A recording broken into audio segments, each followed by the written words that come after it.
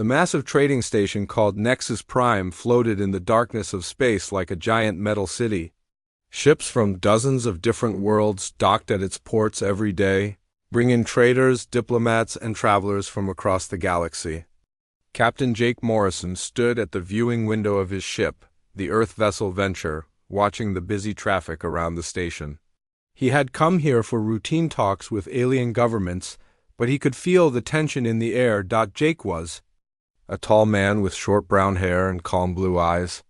He had served in the Earth Defense Force for 12 years, working his way up from a simple soldier to captain of his own ship. His crew respected him because he always stayed cool under pressure and never backed down from a challenge. Today he wore his standard blue uniform with the Earth symbol on his chest. The station's central area was buzzing with activity. Hundreds of different alien species walked, crawled, and floated through the wide corridors. Some looked almost human, while others were so strange that Jake still stared at them after all his years in space. The air carried dozens of different smells and sounds as creatures from distant worlds conducted their business. In the middle of the station was a large arena where different species held contests and ceremonies. Today the Kellions were putting on a show. Jake had heard about the Kellions but had never seen them fight before. They were one of the most feared warrior races in this part of the galaxy. Each Kellion stood nearly 8 feet tall with thick armor-like skin that looked like it was made of black metal. Sharp spines ran down their backs like the quills of some giant porcupine. These spines could extend and retract at will, making them living weapons. Jake made his way to the observation deck that overlooked the arena. The round fighting space was about 50 feet across with metal walls rising up on all sides. Bright lights shone down from above, making everything look like it was on stage. In the arena, 7 Kellion warriors were demonstrating their fighting skills. They moved with deadly grace despite their size, their spines extending and retracting. As they struck at practice targets, the crowd watching from the stands was mostly made up of alien diplomats and traders. Jake could see representatives from the snake-like Vorthek Empire, the floating jellyfish creatures called Nethians, and dozens of other species. They all watched the Kellions with obvious respect and fear. The warriors were incredibly fast and strong, shattering metal targets with single strikes from their extended spines. Commander Zethkar was the leader of the Kellion delegation. He was larger than the other Kellions, with golden markings on his black armor and spines that gleamed like polished knives. He stood near the arena giving a speech about Kellion strength and honor while his warriors continued their display. His voice was deep and harsh, like rocks grinding together. Jake noticed that many of the aliens in the crowd kept glancing at him. Humans were still new to this part of space, and most species did not know what to make of them. Some seemed curious, while others looked dismissive.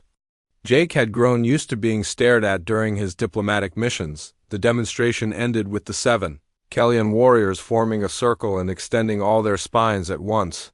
The crowd made various sounds of approval, clicks, whistles, and growls depending on their species. Commander Zethkar raised his arms and the arena fell silent. That was when Zethkar noticed Jake watching from above. The alien commander's 4 eyes focused on him with obvious contempt. "Look here," Zethkar called out in the common galactic language, his voice carrying easily across the arena. "We have a human watching our display. How amusing." The crowd turned to stare at Jake. He felt hundreds of alien eyes studying him but kept his expression calm and neutral. He had been in worse situations before.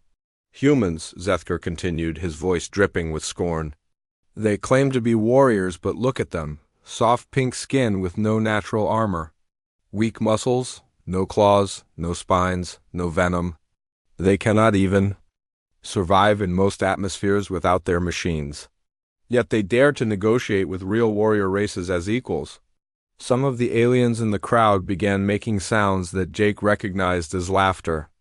It was a mix of clicks, hisses, and musical tones that somehow managed to sound mocking in any language.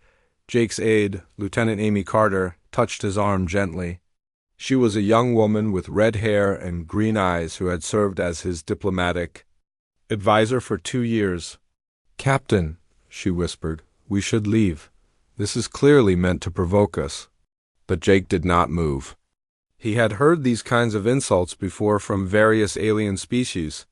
Usually he ignored them, but something about Zethkar's tone made his jaw tighten.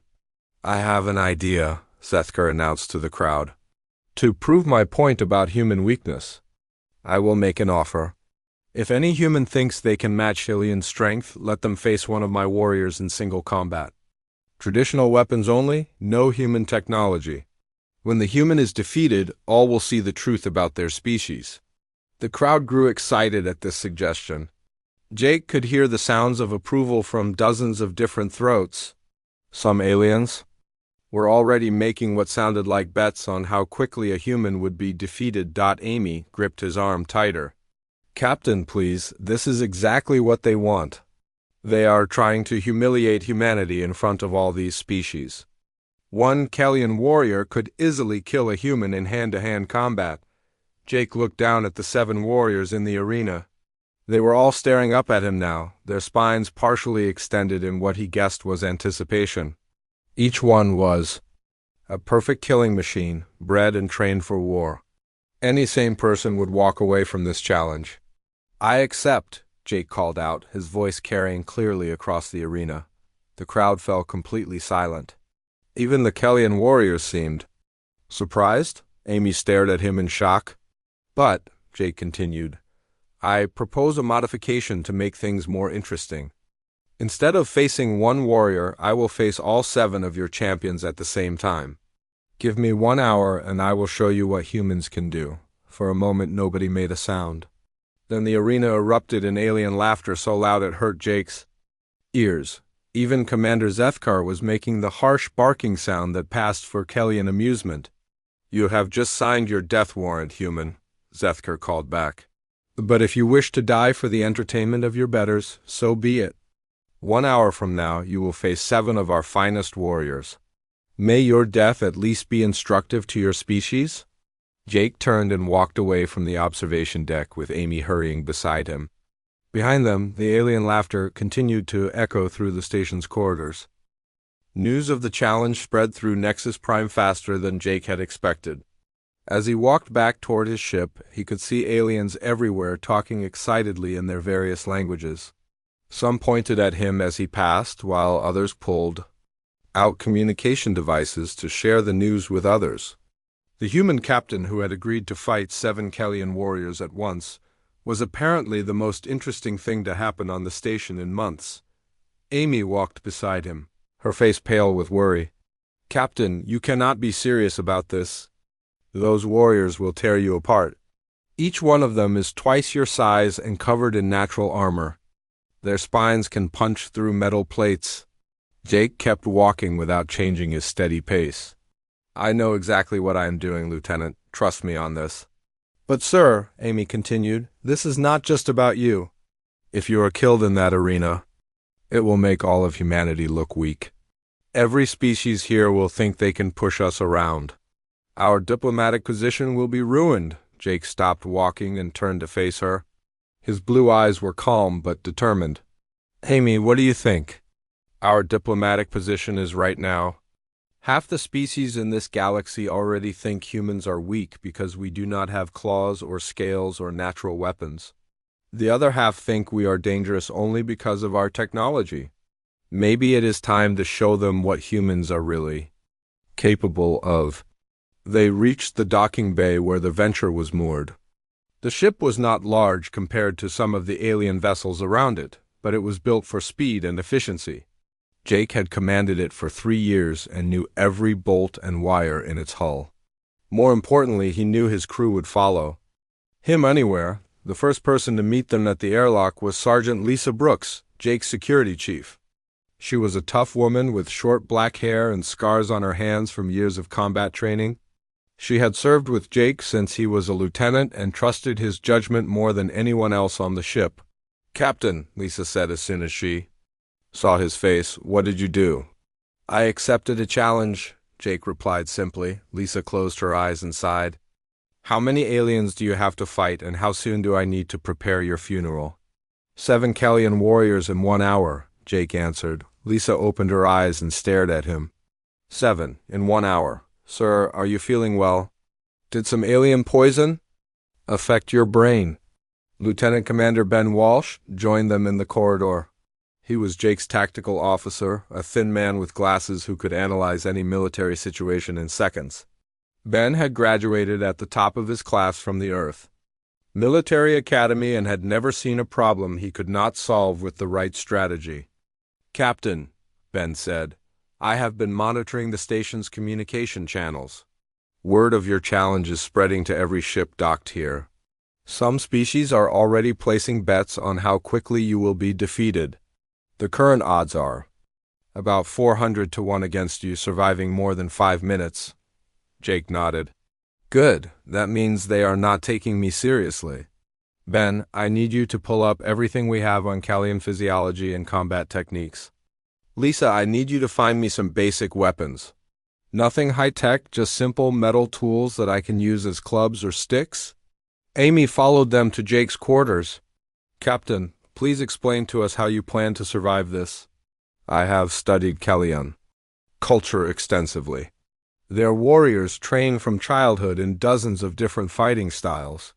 They have natural weapons and armor that evolved over millions of years. What can one human possibly do against 7 of them? Jake sat down at his desk and activated his personal computer. Amy, let me ask you something.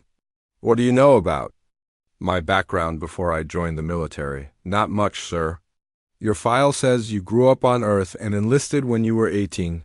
You worked your way up through the ranks based on your leadership skills and tactical thinking. Jake smiled for the first time since accepting the challenge. That is the official version. The truth is a bit more interesting. Before the first joined the Earth Defense Force, I spent 6 years as a professional fighter. Mixed martial arts specifically. I specialized in fighting multiple opponents at once. Ben looked up from his computer screen where he was downloading Callian military data. Sir, with respect, fighting humans in a ring with rules and referees is very different from fighting 7 alien killing machines. You are absolutely right, Jake agreed, but there is more. After I enlisted, I spent my free time studying historical human combat techniques. Not modern military tactics, but ancient fighting methods from all over Earth. Techniques that our ancestors used to fight opponents who were bigger, stronger, and better armed than they were. Lisa began to look interested. What kind of techniques? Jake stood up and moved to the center of his quarters. Humans have always been physically weaker than most of the predators on our world. We do not have claws like cats or fangs like wolves or the size and strength of bears, but we became the dominant species on Earth anyway. Do you know why? Intelligence, Amy said immediately.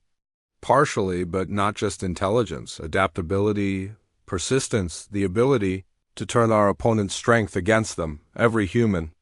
Martial art is based on these principles. Jake demonstrated a quick movement, stepping to one side while grabbing an imaginary opponent's arm. If a larger, stronger enemy charges at you, you do not try to match their strength. You redirect their force and use their own momentum to defeat them. Ben was reading from his computer screen. Captain, according to this data, Callian warriors average 7.5 feet in height and weigh about 400 pounds. Their chitinous armor can stop most blade weapons. Their spines can extend up to 18 inches and are sharp enough to pierce steel. Perfect, Jake said, surprising everyone. The heavier they are, the harder they fall. The more armor they wear, the less mobile they become. And those spines are weapons, but they are also handles. Handles, Lisa repeated. Think about it. If a Callian extends his spines to attack me, he has just given me something to grab onto. Something I can use to control his balance and momentum. The same weapons they think make them invincible could become their weakness. Amy shook her head. Captain, even if your theory is correct, you are still talking about fighting 7 of them at once. How can one person handle those odds? Jake sat back down and began pulling up files on his computer. The key is not to fight 7 opponents. The key is to fight one opponent 7 times. I cannot let them surround me or coordinate their attacks. I have to control the fight, make them come at me on my terms and use their own aggression against them. And if your plan does not work, Ben asked quietly. Jake looked at each of his officers in turn. Then at least every alien on this station will learn that humans do not go down without a fight. Sometimes that is the most important lesson you can teach. Lisa nodded slowly. What do you need us to do, Captain? Lisa, find me 2 metal rods about 2 feet long. Nothing fancy, just solid steel or titanium. Ben, keep analyzing those Kellyan files and look for weaknesses in their armor or fighting techniques. Amy, I need you to contact Earth Command and let them know what is happening here. If this goes badly, they need to be prepared for the diplomatic fallout. His officers scattered to their tasks, leaving Jake alone in his quarters. He spent the next 30 minutes reviewing everything he could find about Kellyan biology and combat methods. The more he read, the more confident he became. The aliens were indeed formidable opponents, but they had one critical weakness that their own superiority had created. They had never learned to fight anyone who could match their tactical thinking. Every species the Kellyans had conquered had tried to match them strength for strength. No one had ever tried to be smarter, faster, or more adaptable. Jake intended to be all 3.20 minutes before the fight. Lisa returned with 2 metal batons made from maintenance tools. They were perfectly balanced and felt good in his hands. Ben had identified several potential weak points in Kellyan armor, particularly at the joints where their plates met. Amy had sent word to Earth and received a reply wishing him luck. Jake changed into simple combat fatigues and made his way back to the arena. Word had spread throughout the station, and the viewing areas were packed with aliens eager to see the humans' defeat. As he walked through the corridors, he could hear the sounds of excitement and anticipation from dozens of different species. The time had come to show the galaxy what humans could really do. The arena was more crowded than Jake had ever seen it. Every seat in the viewing areas was filled with aliens from dozens of different species. Some hung from the ceiling while others floated in the air using natural abilities or small gravity devices. The noise was incredible, a mixture of clicks, hisses, growls, and musical tones as hundreds of creatures discussed the upcoming fight in their various languages. Jake walked down the ramp that led to the arena floor. He wore simple gray combat fatigues and carried his 2 metal batons, 1 in each hand. They were about 2 feet long and made from solid titanium maintenance rods that Lisa had modified with grip tape. Against the advanced weapons and natural armor of his opponents, they looked almost primitive. The 7 Kellyan warriors were already waiting in the center of the arena. Up close, they were even more intimidating than Jake had expected. Each one stood over 7 feet tall with broad shoulders and long arms that ended in clawed hands.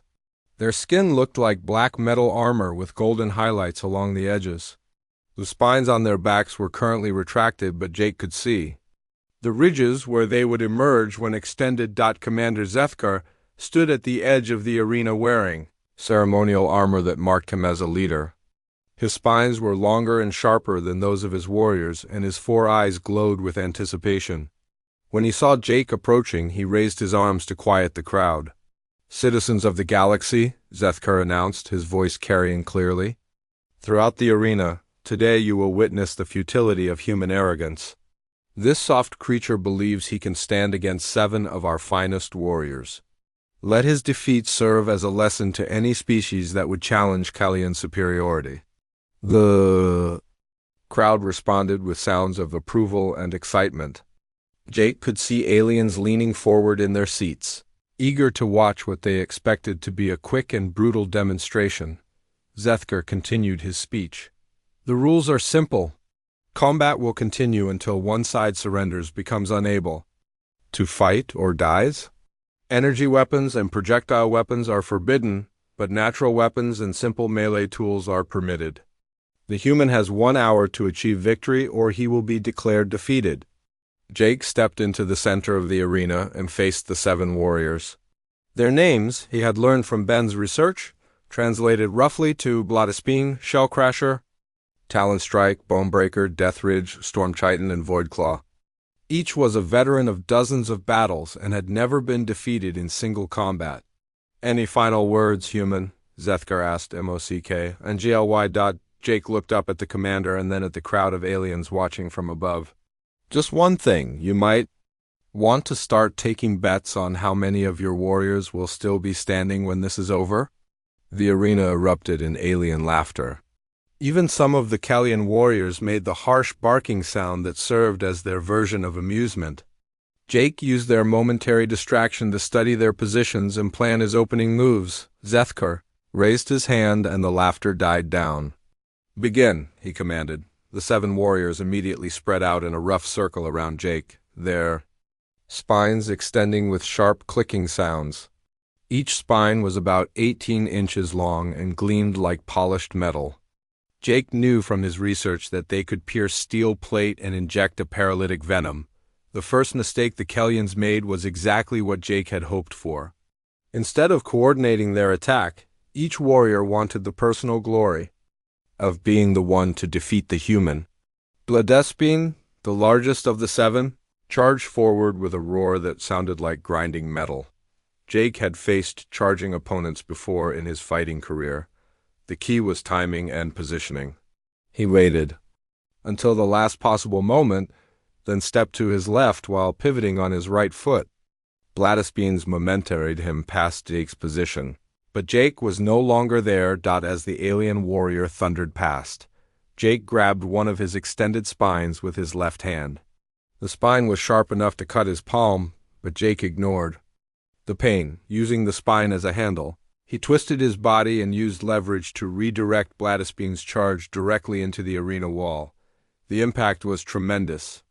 Bladespine hit the metal wall with enough force to dent it, and Jake heard the sharp crack of breaking chitin. 3 of the warriors' spines snapped off at the base and stuck in the wall like spears. Bladespine collapsed to the ground, dazed and bleeding from where his own broken spines had punctured his armor. The arena fell completely silent. The crowd of aliens stared in shock as one of the Kellyan champions lay motionless on the ground.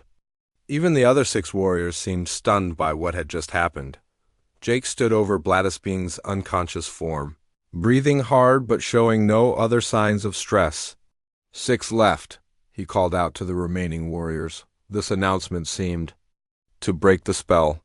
The other Kellyans roared in rage and began moving toward Jake with more caution but also more fury. Their fallen comrade had been humiliated by a soft human using nothing but leverage and timing.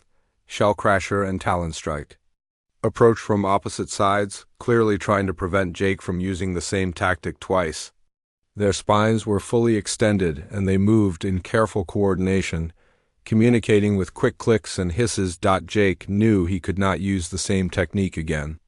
These warriors were learning from their companion's mistake, but he had studied dozens of different fighting styles and had many more tricks to show them. As Shellcrasher lunged forward with both arms extended, Jake dropped low and swept his right leg in a wide arc.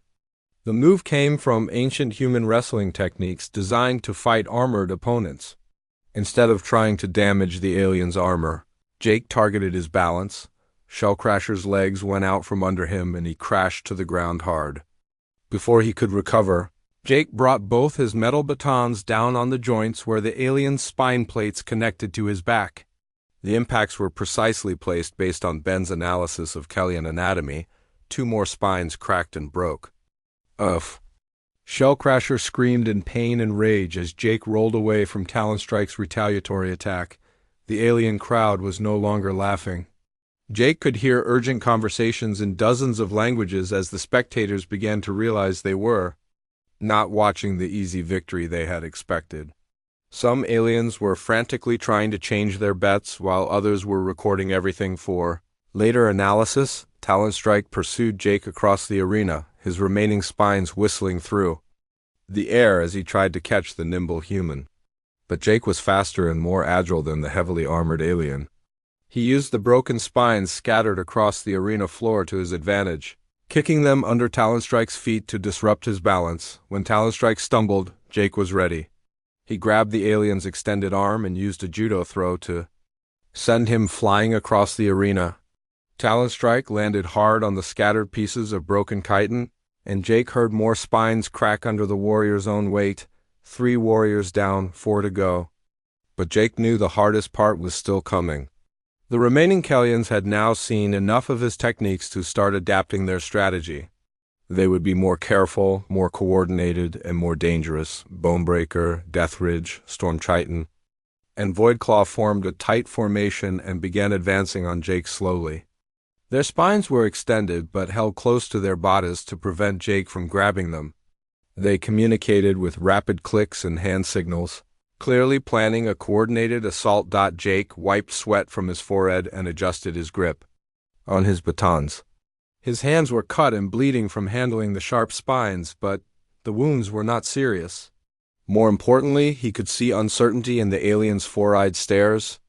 They had expected to be hunting a helpless human, but instead they found themselves being systematically dismantled by an opponent who seemed to anticipate their every move. The arena was now littered with broken pieces of chitin and small pools of alien blood. The air smelled of metal and ozone from the damaged spines. Jake had turned their perfect arena into a chaotic battlefield, where his speed and adaptability gave him the advantage over their size and armor. As the 4 remaining warriors closed in, Jake smiled grimly. The real fight was just beginning. The 4 remaining Kellion warriors had learned from watching their companions fall. They moved with careful coordination, their spines held close to their bodies to prevent Jake from grabbing them. Bonebreaker took the lead position while Deathridge and Stormchitin flanked him on either side. Voidclaw hung back slightly, ready to strike if Jake tried to escape the formation. Jake studied their approach and recognized the tactical shift.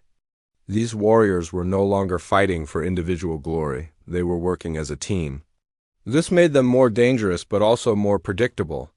Team tactics required communication and coordination, which meant they would move more slowly and telegraph their intentions. The alien crowd had grown completely silent. Jake could feel hundreds of eyes watching his every move. The laughter and mocking sounds had been replaced by an intense focus as species throughout the galaxy began to realize they were witnessing something unprecedented. Bonebreaker was the largest of the remaining warriors, with scars across his armor that spoke of many battles. His spines were thicker than the others and had a slightly different shape that Jake guessed meant they were designed for crushing rather than piercing. The alien warrior made the first move, lunging forward with both arms extended while his companions moved to cut off Jake's escape routes. Jake had been expecting this coordinated attack. Instead of trying to dodge, he did something that surprised everyone. He charged directly at Bonebreaker. The alien warrior was so shocked by this apparent suicide move that he hesitated for a crucial split second. Jake dropped into a baseball slide that took him under Bonebreaker's extended arms and between his legs. As he slid past, Jake drove both his metal batons upward into the joints where the alien's leg armor connected. The impacts were precise and devastating, targeting the weak points that Ben had identified in his research. Bonebreaker roared in pain and collapsed forward as his leg joints locked up. His own weight worked against him as he crashed to the ground, and Jake heard several spines crack against the arena floor. The alien was not unconscious, but his mobility was severely limited before the other 3 warriors could react. Jake rolled to his feet and grabbed a broken spine fragment from the ground. The piece of chitin was about a foot long and sharp on both ends, a perfect improvised weapon. Deathridge charged at Jake's exposed back, but Jake spun around and used the broken spine like a spear. He did not try to pierce the alien's thick armor. Instead, he wedged the spine fragment between 2 of Deathridge's extended spines and twisted hard. The leverage was incredible. Using Deathridge's own spine as a fulcrum, Jake was able to apply enough force to snap 2 more spines at their base. Deathridge screamed and staggered backward, dark blue blood flowing from the wounds where his natural weapons had been torn away. Storm Chitin and Voidclaw attacked simultaneously from opposite sides, trying to catch Jake between them. This was the most dangerous moment of the fight so far. If they succeeded in trapping him, their superior size and strength would end the battle quickly. Jake waited until both aliens were committed to their attacks, then leaped straight up with an agility that shocked the watching crowd. His jump carried him just high enough to grab onto one of the arena's support beams that ran across the ceiling. The two Kellyan warriors collided with each other in the space where Jake had been standing. The impact of 400 pounds of armored alien hitting another 400 pounds of armored alien was tremendous. Both warriors went down in a tangle of limbs and spines, and Jake heard more chitin cracking as they struggled to separate. Jake dropped back to the arena floor behind the confused aliens and immediately went to work, using techniques borrowed from ancient human warriors who had fought armored knights. He targeted the gaps in their natural armor with surgical precision. His metal batons became extension of his will, striking at elbow joints, knee joints, and the flexible connections where spine plates met back armor. Each strike was calculated to disable rather than kill, but the accumulated damage was adding up quickly. Stormchitin managed to get back to his feet first, but 3 of his spines were broken and 1 arm hung useless at his side. He swung at Jake with his remaining good arm, but the human was no longer where he had been. Jake's speed and mobility were becoming more apparent as the heavily armored aliens began to tire from their injuries and the weight of their own natural armor. Voidclaw was still on the ground, trying to untangle himself from his fallen companion. Jake saw an opportunity and took it. He grabbed one of Voidclaw's extended spines with both hands and used it to pull the alien warrior off balance. Then he planted his foot against Voidclaw's back and pushed while simultaneously twisting the spine. The spine snapped with a sound like breaking glass. Voidclaw's scream echoed throughout the arena as Jake rolled away from his desperate counterattack. The arena floor was now completely covered with broken pieces of chitin, pools of blue alien blood, and the scattered weapons that had once made the Kellyan warriors seem invincible. Jake stood in the center of the chaos, breathing hard but still moving with deadly purpose. 4 of the 7 warriors were down. Bloodesping, Shellcrasher, and Talonstrike were unconscious or too injured to continue fighting. Bonebreaker was conscious, but unable to stand due to his damaged leg joints. Only Deathridge, Stormchitin, and Voidclaw remained capable of combat, and all 3 were seriously wounded. The alien spectators were no longer just silent. Many of them were backing away from the arena barriers as if they suddenly realized they were watching a predator at work. Jake could see fear in dozens of different types of eyes as species throughout the galaxy began to understand that they had seriously underestimated humanity. Commander Zethkar was staring at the carnage with his 4 eyes wide with shock. His perfect warriors, the pride of the Kellyan military, were being systematically destroyed by a single human using nothing but metal rods and ancient fighting techniques. Jake wiped blood from a cut on his cheek and looked up at the commander. "Still think humans are weak," he called out. The 3 remaining warriors struggled to form another defensive formation, but their injuries made coordination difficult. Deathridge could barely lift his arms due to his broken spines. Stormchitin was favoring his damaged arm and moving slowly. Voidclaw was in constant pain from his snapped spine and kept flinching every time he tried to extend his remaining weapons. Jake could have pressed his attack and finished them quickly, but he wanted to make a point. He stood still for a moment, allowing the warriors to see how much energy he still had left. While they were gasping for breath and struggling with their wounds, he looked like he could fight for hours longer. "You made one critical mistake," Jake said, speaking loudly enough for everyone in the arena to hear. "You assume that bigger and stronger always wins. But humans learned long ago that the key to victory is not matching your opponent's strength, it is using their strength against them." He gestured to the broken spines scattered around the arena floor. "Every weapon you thought made you invincible became a handle I could grab, a lever I could use, or a weakness I could exploit. Your armor made you slow. Your size made you clumsy. Your arrogance made you predictable." The 3 wounded warriors looked at each other with growing uncertainty. They had never faced an opponent who could turn their natural advantages into disadvantages. Every species they had conquered had tried to match them in direct combat, and every species had failed. Jake raised his metal batons and smiled grimly. Now let me show you what human persistence really looks like.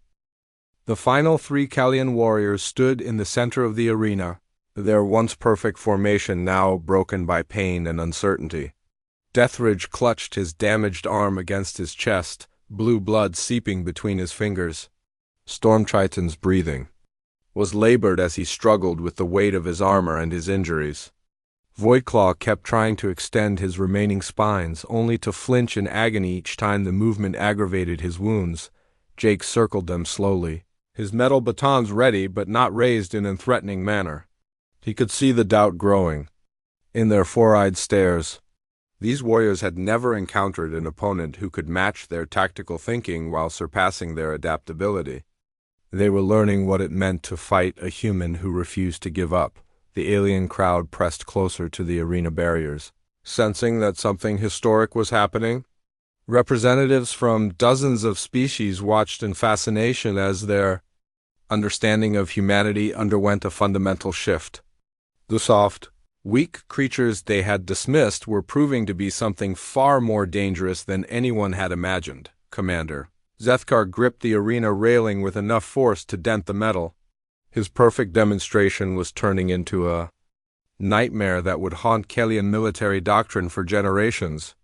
7 of his finest warriors were being outfought by a single human using primitive weapons and ancient techniques. Jake decided it was time to end this. The remaining warriors were too injured to coordinate effectively, and their pain was making them desperate. Desperate opponents were dangerous because they might try something unpredictable that could hurt innocent spectators. He moved toward Deathridge first, knowing that the wounded alien would be the most likely to panic. As expected, Deathridge tried to charge despite his injuries, hoping to overwhelm Jake with a final desperate assault. Jake sidestepped the clumsy attack and grabbed the alien's extended spine with his left hand. Using a technique from Brazilian martial arts, he twisted around Deathridge's body and applied pressure to the spine at its weakest point. The chitin cracked with a sound like breaking ice, and Deathridge collapsed to his knees with a wail of agony. Stormtriton and Voidclaw looked at their fallen companion and then at each other. Jake could see the moment when their warrior pride finally broke. They had watched 6 of their brothers defeated by impossible odds, and they knew they could not succeed where the others had failed, but Kellyan honor would not allow them to surrender. They attacked together in one final coordinated assault, throwing everything they had left into a desperate bid for victory. Their remaining spines extended to full length as they charged from opposite sides. Jake had been waiting for this moment. As both aliens committed to their attack, he dropped to the ground and rolled backward, letting their momentum carry them past him. Then he sprang to his feet behind them and struck with both batons simultaneously. His left baton caught Stormtriton behind the knee joint, buckling the alien's leg and sending him crashing to the ground. His right baton struck Voidclaw's remaining functional spine at the base, snapping it cleanly in half. Both warriors went down hard, their natural weapons finally exhausted. Stormtriton tried to get back up, but his damaged leg would not support his weight. Voidclaw curled into a defensive ball, protecting his remaining broken spines from further damage. Jake stood among the 7 fallen warriors, breathing hard but victorious. His clothes were torn and stained with alien blood. His hands were cut from handling sharp spines, and sweat dripped from his face. But he was the only one still standing. The arena was completely silent. Hundreds of alien spectators stared in shock at the impossible scene before them. 7 elite alien warriors, the pride of one of the galaxy's most feared military forces, lay defeated on the arena floor. The human who had accomplished this feat looked tired but ready to continue. Fighting if necessary. Commander Zethkar's voice broke the silence. Impossible, he whispered, but his words carried clearly in the quiet arena. This cannot be happening. Jake looked up at the Kellyan commander and smiled grimly. Your warriors fought with honor, he said loudly enough for everyone to hear. They are brave soldiers who deserve better than to be used as propaganda tools. He walked over to Bladespine, the first warrior he had defeated, and knelt beside the unconscious alien. Checking to make sure the warrior was still breathing, Jake then moved to each of the other fallen Kellyans. assessing their injuries and making sure none were in immediate danger. This simple act of checking on defeated enemies sent shockwaves through the alien crowd. They had expected the human to gloat over his victory or even execute the fallen warriors. Instead, he was showing concern for their welfare. The combination of lethal fighting ability and compassionate behavior was something most species had never encountered. Jake stood up and addressed Commander Zethkar directly. The challenge is complete. Your 7 warriors fought bravely, but they are defeated. According to the terms you set, humanity has proven itself worthy of respect. Zethkar stared at the carnage in his perfect arena. His 4 eyes moved from one broken warrior to another, taking in the scattered spines and pools of blue blood. When he finally spoke, his voice was hollow with defeat. The terms are met, he said reluctantly. Humanity has demonstrated its capabilities. Jake nodded and began walking toward the arena exit. As he passed near the viewing area where his crew was watching, he could see Amy's relieved face and Lisa's proud grin. Even Ben was smiling behind his glasses as he took notes on everything that had happened. But Jake's real audience was not his crew, it was the hundreds of alien representatives who would carry word of this fight back to their homeworlds. Each species would analyze what they had witnessed and draw their own conclusions about human capabilities. As Jake reached the exit ramp, he turned back to address the crowd one final time. To anyone who thinks humans are weak because we do not have natural armor or weapons, he called out. Remember this, we became the dominant species on our world not because we were the strongest, but because we never learned how to quit. The alien crowd remained silent as Jake left the arena, but he could feel the intensity of their stares. Word of what had happened here would spread throughout the galaxy within days. Every species would know that humanity was not the soft, weak race they had appeared to be. In his quarters aboard the Venture, Jake cleaned his wounds and changed into a fresh uniform. Amy brought him a medical report showing that all 7 Callian warriors would recover fully from their injuries, though some would carry permanent scars from their broken spines. Captain, Amy said as she helped bandage his cut hands, you do realize what you have accomplished here. This fight will change how every species in the galaxy views humanity. We will never again be dismissed as weak or primitive. Jake winced as she tightened a bandage around his palm. That was the point, Lieutenant. Sometimes you have to fight not just to win, but to change how others see you. Lisa joined them in his quarters carrying a bottle of whiskey from Jake's personal supplies? Sir, I have been monitoring alien communications since the fight ended. Half the species on this station are trying to open new diplomatic channels with Earth. The other half are quietly canceling military operations they had planned against human colonies. Jake accepted the glass of whiskey that Lisa poured for him. Good. Maybe now we can focus on building relationships instead of constantly proving ourselves. Ben arrived with a datapad full of analysis from the fight. Captain, I have been studying the recordings of your techniques. You used fighting methods from at least 6 different human martial arts traditions. How did you know which techniques would work against alien physiology? Jake sipped his whiskey and smiled. Ben, that is the beauty of human adaptability. We do not have one perfect fighting style. We have hundreds of different approaches that we can mix and match depending on the situation. No alien species has that kind of flexibility because they all evolved with specific natural weapons and tactics. He stood up and walked to the viewport that showed the busy traffic around Nexus Prime. Every species out there became dominant on their homeworld by perfecting one particular approach to conflict. Humans became dominant by learning every approach and adapting them to new situations. Amy joined him at the viewport. So what happens now, Captain? Jake watched as alien ships moved past the window, their crews undoubtedly discussing the events. In the arena, now we go home and report to Earth Command.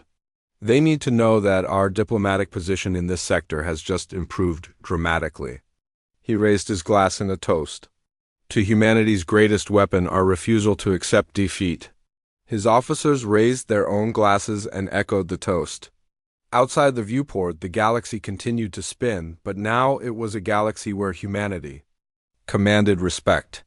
The days of being dismissed as a minor species were over, ended in an arena by one man who refused to back down from impossible odds.